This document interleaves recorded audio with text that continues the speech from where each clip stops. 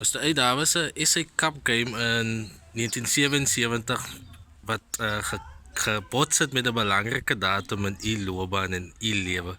Vertel gou vir my daarvan asseblief. Ja, nee, die datum is ook in my geskiedenis. En dis die datum waarop ek getrou het.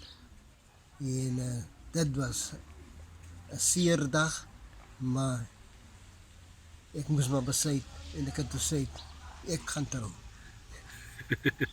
So u troue het gebots met 'n SA Cup game. Finaal, ja. Was die gewone game was 'n finaal geweest. Ja, en wat het die afrigter en spanbestuurder gesê? Hey man, dat was teleurgestel. En hulle het gesê, man, is daar nie nog 'n plan wat ons kan maak nie? Ek gesê ek glo nie as 'n plan nie.